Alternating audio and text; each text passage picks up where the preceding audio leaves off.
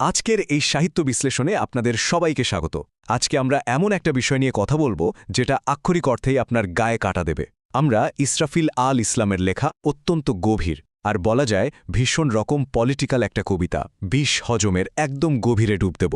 এই কবিতায় যে তীব্র রাগ, যে প্রতিবাদের ভাষা আছে না, সেটা শুধু একটা নির্দিষ্ট সময়ের নয়, এটা আসলে যুগে যুগে মানুষের শেকল ভাঙার যে অদম্য জেদ, তারই একটা মাস্টারপিস। তো চলুন আর দেরি না করে সরাসরি এই কবিতার ব্যবচ্ছেদে ঢুকে পড়া যাক। শুরুতেই এই লাইনটা একটু খেয়াল করুন। আজ বিষ খেয়ে বিষ করছে হজম ঘন রণকামী জন। মানে জাস্ট ভাবুন লাইনটার ওজন। একটা মাত্র বাক্যে কবি পুরো কবিতার মূল সুরটা বেঁধে দিয়েছেন। সাধারণ মানুষ দিনের পর দিন বাধ্য হয়ে বিষ গিলছে, মানে নিপীড়ন সহ্য করছে। কিন্তু ইন্টারেস্টিং ব্যাপার হলো তারা শুধু হজমই করছে না, এই বিষ তাদের ভেতরে ভেতরে রণকামী বা যুদ্ধের জন্য প্রস্তুত করে তুলছে। সামনের রূপকগুলোতে যাওয়ার আগে এই থমথমে ভারী মানসিক অবস্থাটা কিন্তু আমাদের মাথায় গেঁথে নেওয়া খুব দরকার। তো আজকে আমরা ঠিক কিভাবে এগোব? আমাদের আজকের আলোচনার ম্যাপটা হলো, প্রথমে আমরা বুঝব বিশ্বের রূপকটা আসলে কি, এরপর দেখব একটা অবরুদ্ধ জাতির চিত্র, তারপর নেতৃত্বের বিশ্বাসঘাতকতা, এরপর তারুণ্যের প্রতি কবির যে ডাক, আর একদম শেষে চূড়ান্ত অভ্যুত্থান। ১ নম্বর পয়েন্ট, বিষের রূপক। আচ্ছা, কবিতার নামটাই দেখুন, বিষ হজম। আক্ষরিক অর্থে বিষ খেলে তো মানুষ মরেই যায়, তাই না? কিন্তু এখানে ব্যাপারটা অন্যরকম। এখানে বিষ হজম মানে হল অবিরাম অত্যাচার, বঞ্চনা আর কালো একটা শাসনকে দাঁতে দাঁত চেপে সহ্য করা। কবি বলছেন, শাসনযন্ত্র যখন তাজা রক্ত শুষে খায়, বুকের ওপর জগদ্দল পাথরের মতো চেপে বসে, তখন সাধারণ মানুষের এই টিকে থাকাটাই আসলে এক ধরনের নীরব প্রস্তুতি। তারা যেন বিষ পান করে নীলকণ্ঠ হচ্ছে, শুধু শেষ আঘাতটা হানার অপেক্ষায়। আর এখানেই আসছে নতুন ভোরের শর্ত।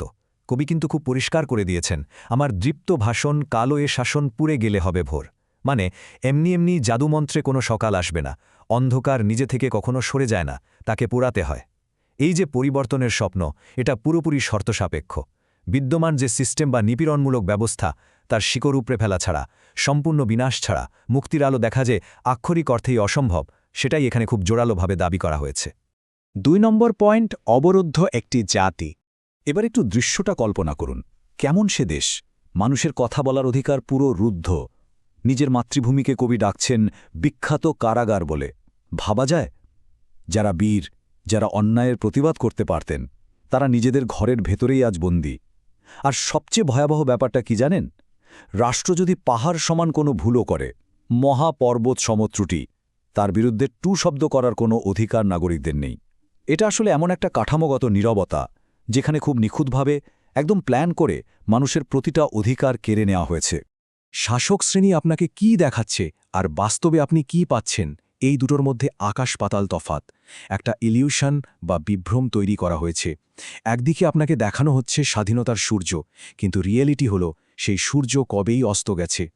মুক্তির যেসব স্বপ্ন দেখানো হয়েছিল, সেগুলো এখন শুধুই চুরি হওয়া আশা আর পুড়ে যাওয়া রত্ন। যে দেশকে স্বর্গ মনে করার কথা, সেটা হয়ে দাঁড়িয়েছে আস্ত একটা কারাগার। এই যে চরম বৈপরীত্য, এটা দেখলেই বোঝা যায় সাধারণ মানুষ ঠিক লেভেলের প্রতারণার শিকার হয়েছে। ৩ নম্বর পয়েন্ট, নেতৃত্বের বিশ্বাসঘাতকতা। এই পর্যায়ে এসে কবি সমাজকে একদম দুটো পরিষ্কার ভাগে ভাগ করে ফেলেছেন। তার মতে একদিকে আছে নিপীড়ক বা শাসকেরা, যাদের তিনি বলছেন কোঁজা গোলাম, মানে ভিনদেশী প্রভুদের জুতো বয়ে বেড়ানো সেবাদাস। নিজেদের ক্ষমতা ধরে রাখতে এরা সারি সারি লাশের পাহাড় বানাতেও দুবার ভাবে না।